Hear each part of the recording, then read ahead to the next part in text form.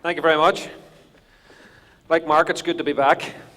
I left Belfast about 10 years ago and went to live in the most creative city in the UK. Now I'm delighted to say, UK City of Culture. Take that, Belfast. How do you like that?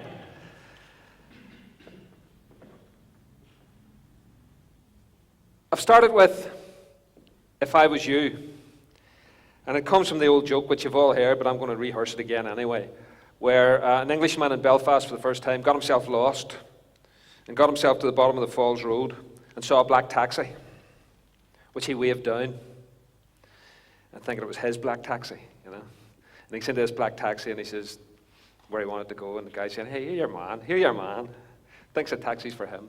And he said, "I'd like to go to the shipyard, please." And the taxi driver said, "Hey, if I was you, I wouldn't start from here." And the point is that when we're thinking about creativity, quite often we start in the wrong place. And there are a number of reasons why we start in the wrong place, but one is that creativity is not a new concept. Just because it's a buzzword, just because it's part of the discourse, it's not actually a new concept. It's been around for a long time. But we tend to think now that it has to be somehow new and it has to be different. And there's a simple reason for us thinking like that, and that's the reason there why we think like that, if anybody knows who that is. If Buffy the Vampire Slayer was here, Buffy would be destroying this guy. Because this is the guy whose theories are sucking the lifeblood out of creativity in cities.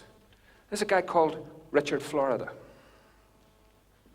which some of you may have heard of. Richard Florida is the guy who invented the concept of the creative class and the creative quarter and cathedral quarters. And everybody's jumped on the bandwagon. And we're all creating creative economies around the notion of Richard Florida's creative class. The creative class is a huge neoliberal con trick. The creative class is an attempt by Richard Florida and his ilk to try and create a society which is governed by a small elite. If you read his books, he actually refers at one point to the fact that the lower orders, quoting, the lower orders can indeed do creativity, but they can't lead. So he wants to create these quarters which are run by a small elite of cultural capital creatives who will sit in the kinds of buildings that Ruth was talking about, these nice, clean, sterile buildings. People like me, middle-class apparatchiks, who will go along and I'll read my 20 PI, while sitting taking a skinny latte down in the cathedral quarter. That is not creativity. What that is actually doing is, it is decoupling creativity from the things that actually make creativity. It's unhinging things from the things that really make creativity. Things like the social situation, the political situation, the cultural situation, which give the context in which real creativity can take place. This is not a new concept. When I'm thinking about these things, I go back to the 1960s and the 1970s. 1959, Richard Hoggart wrote The Uses of Literacy. Doesn't sound very interesting, but what he did was he defined working class culture.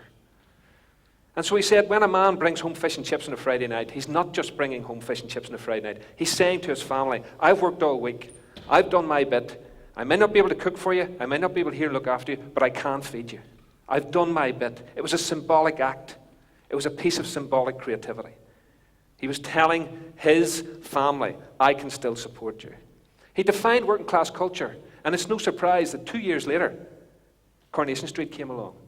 And Tony Parsons, the man who made Coronation Street, said it was based absolutely on the definition of working class culture, which Richard Hoggart gave in The Uses of Literacy.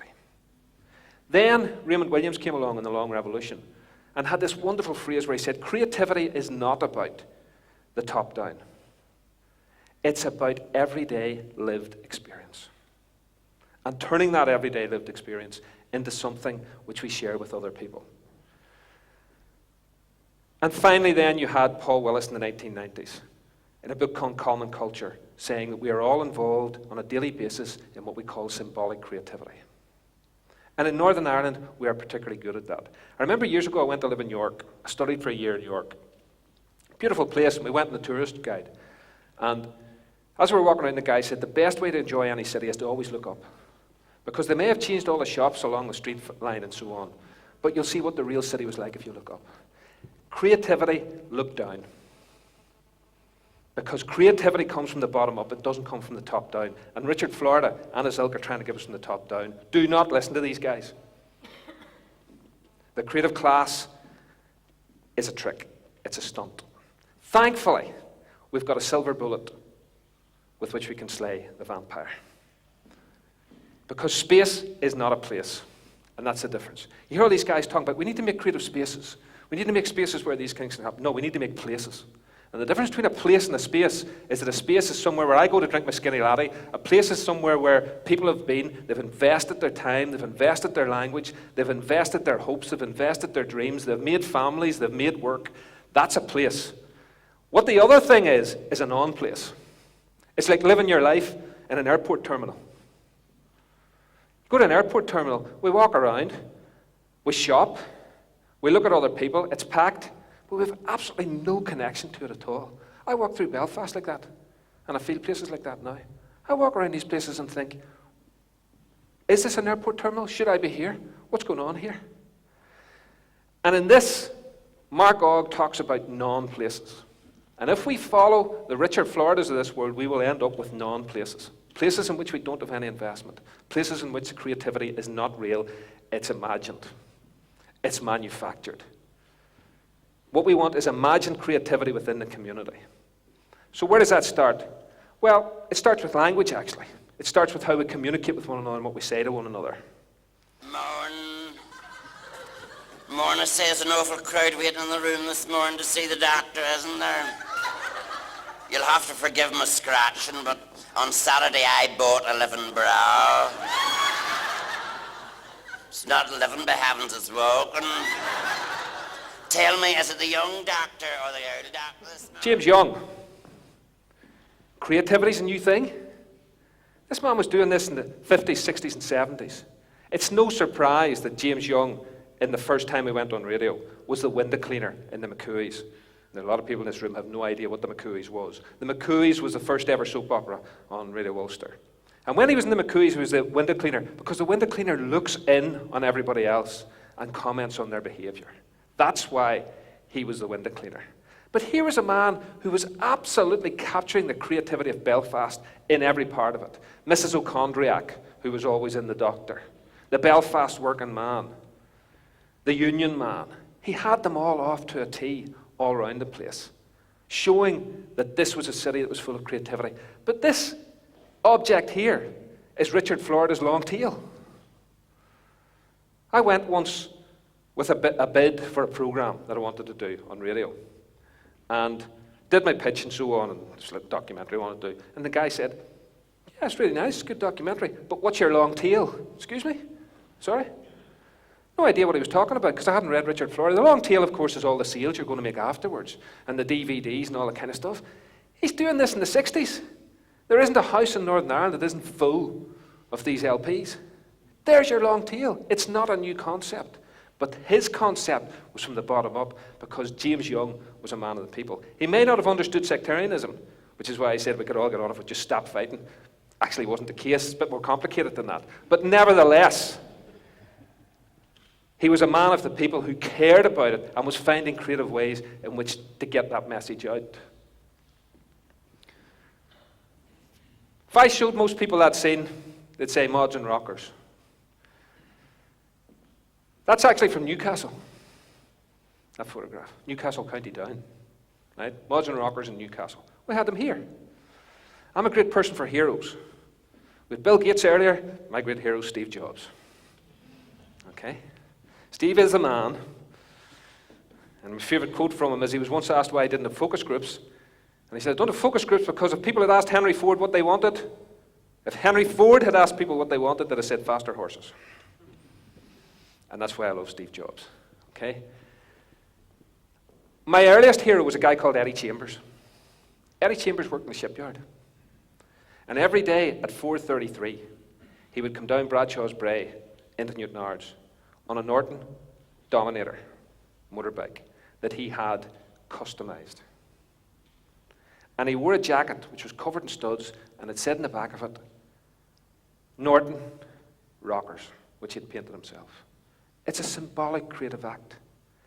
But it's no surprise that Northern Ireland, in the long term, then produces the Dunlop brothers, produces Johnny Ray, who's now winning huge superbike races across the globe. That doesn't happen by accident. That happens because there is symbolic creativity which starts here and works its way through.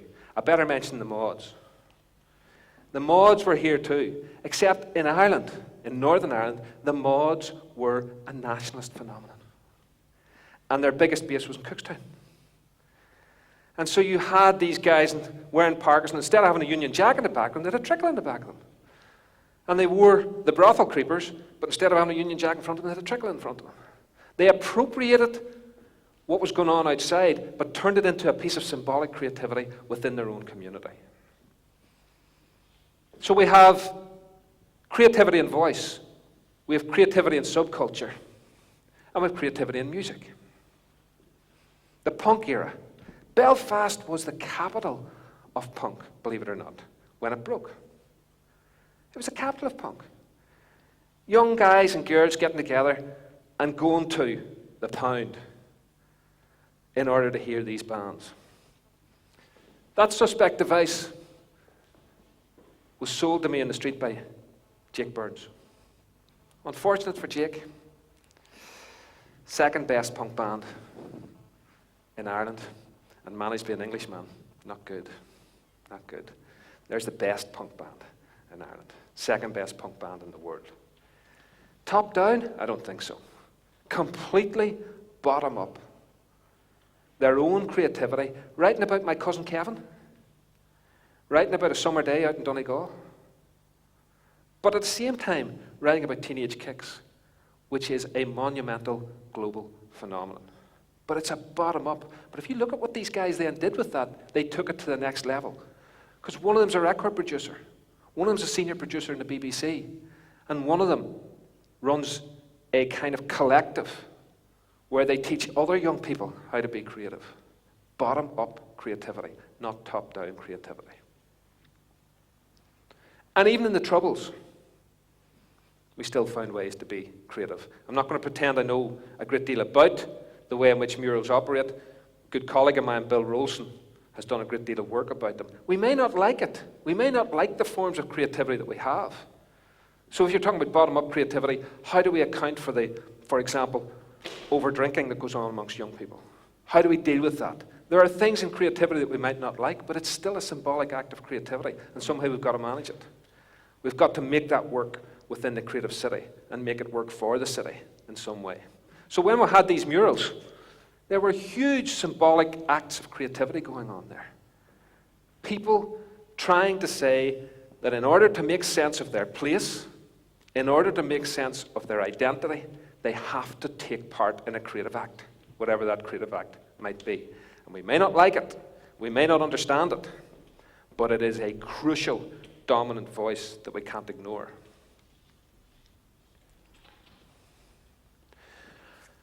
So what do we do about that? Well, I work in being serious about it, the McGee campus of the University of Ulster. And along with a colleague who's here tonight, who's running a digital festival next week called Imagine Create. Do you see what I did there? Did you see what I did there? And which you all should be going to next week. www.imaginecreate.info. I'm not going to say any more about it. We tried to set up what we call a creative technologies degree, which would allow people to take their creative ideas and use technology to bring those creative ideas out, because technology is merely a tool. It's a hammer, a saw, or whatever, to allow us to get creative stuff out. The technology in itself is of no consequence. It's just a tool to get this stuff out. But this is Rachel. Rachel came to us and said she had this idea about the fact that Northern Ireland was full of sounds and all the sounds were different. So you could go to different places in Northern Ireland and they would all sound different. So Rachel spent the next 2 years recording Northern Ireland. So she has 140 hours of what Northern Ireland sounds like. Rachel, what are you going to do with this 140 hours of what Northern Ireland sounds like?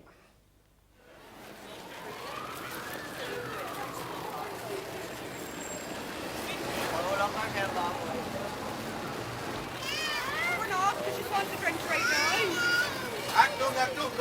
That's Belfast, a bit of Belfast. That's what Belfast sounds like. So what Rachel decided to do was to try and put it on exhibition so that people could share her obsession with this. So you made this huge graphic map of Northern Ireland. And you got these footsteps on it. It's covered with perspex. It's going on exhibition next week. And you step on it. And wherever you step, you get the sound of that place. So you can walk and listen to Ireland at the same time, which those of you who know your history will know that that was something that Gerald Ford couldn't do. He couldn't walk and chew gum at the same time. But you can walk on the map and listen to Northern Ireland at the same time. What I love about it is, it's a mixture of Heath Robinson and technology. So the Heath Robinson is the way the shoes work. Because basically, it's two pieces of shoe with tinfoil in between and a set of wires. And when you step on it, the two pieces of tinfoil come together and finish the circuit. But in order to make it work throughout the rest of it, and that's just showing you the wires, she had to produce this piece of software running on software called Max MSP. But for her doing that was the same as getting the two bits of tinfoil together and wiring them up. They weren't different pieces of technology. She got this super sophisticated Max MSP patch, which she's putting together. But it's just to describe something which is quite simple in a sense. Now, where does she go with that? Well, she's done her symbolic act of creativity, which is about what she feels passionately about from the bottom up, from her kind of roots, if you like, up. She's done what she feels passionately about. She's produced this exhibition, which is going on exhibition next week. She's thought about it and written a little bit about it, so hopefully she will get a fairly strong qualification out of it. But she's beginning to think already, hold on a second, there's a tourist app here in this, where instead of walking on it, you simply touch it on the screen, and you can hear the different parts of Northern Ireland as you go. So she's creating her long tail as she's going, in the same way as James Young did in the 60s, in the same way as the punks did in the 70s. They're creating their own symbolic creativity. And that's a piece of work which is hugely about what people think, what people feel, the relationship that people have with their community. It's about place. It's not about creative space. It's about the place that they live in. When another student came to us, and he had worked for a long time in a local centre. And he wanted to do something, he didn't know what he wanted to do. And I said, well, what is the most important part of your day or of your week or whatever? What's the thing that kind of signifies what you do? And he said, driving in here in the mornings and driving home again. Because that's when I really do my thinking. That's when I'm thinking about what's going on, what's happening. I said, well, there's your piece. Go away and do something with that. So what he did was he wrote a Max MSP patch, which juxtaposed his journey in the morning with his journey home at night on a time-lapse basis. And he recorded it every morning for a year. And he then put it together in a piece of video that lasts 1 minute and 8 seconds, that whole year. Okay? I'm going to let you hear it. It doesn't work very well in here, or let you see it. It doesn't work very well in here because it needs to be on big screens. And unfortunately, we haven't got stereo, so you've only got the one voice because the two voices going. But you should get the flavour of it nevertheless. Two roads diverged in a yellow wood, and sorry I could not travel both and be one traveller. Long I stood and looked down one as far as I could to where it bent in the undergrowth. Then took the other as just as fair and having perhaps the better claim, because it was grassy and wanted wear.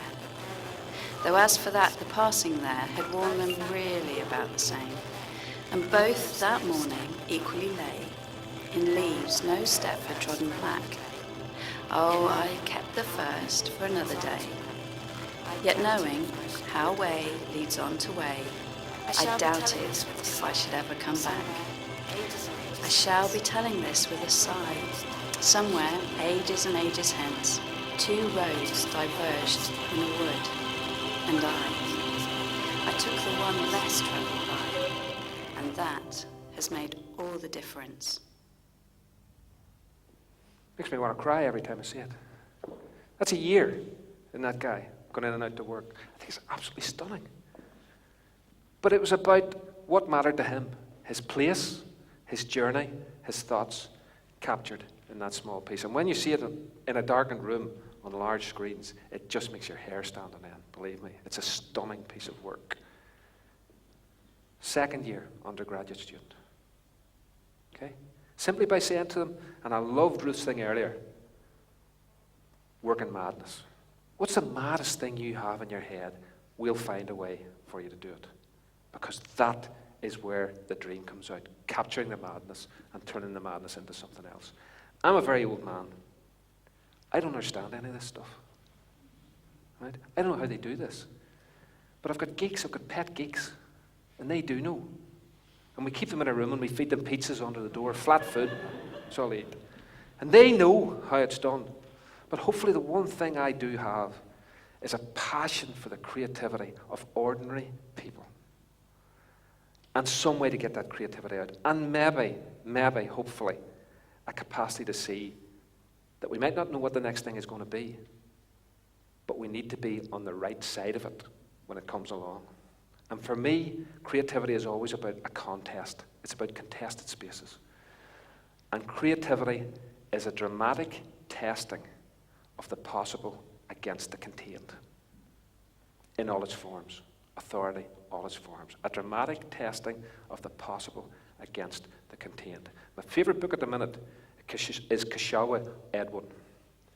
More brilliant than the sun, writing about street culture music in America. And he has this to say. The bedroom, the party, the dance floor, the rave. These are the labs where the 21st century nervous systems assemble themselves. The future is a much better guide to the present than the past. Be prepared. Be ready to trade everything you know for a simple glimpse of the future. Thank you.